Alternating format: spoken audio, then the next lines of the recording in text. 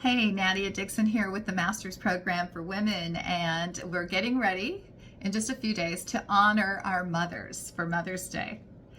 There is a commandment.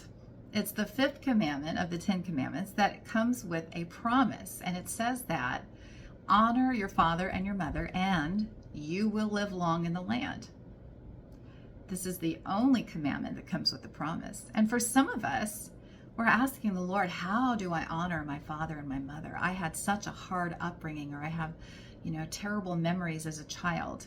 Now, I don't have terrible memories as a child, but I have a lot of people in my life that have had to overcome, terrible memories and circumstances.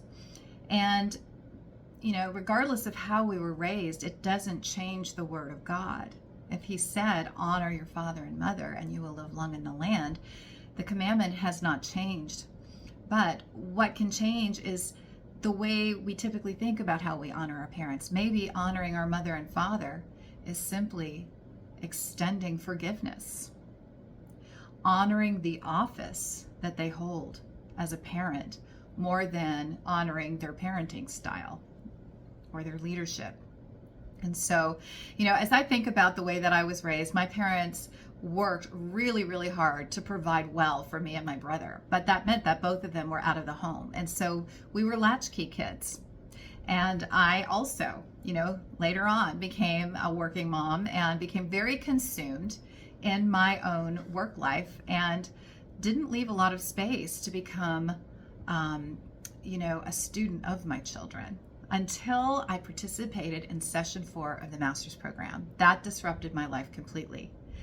When I thought about the accountability that I would have as the headmaster of my children, and that it wasn't everybody else's responsibility to raise them the way that God would have me cultivate and nurture and admonish them, I took immediate, I pivoted. I had to pivot. I prayed about it and talked with my husband, and we both decided that I was going to start working from home.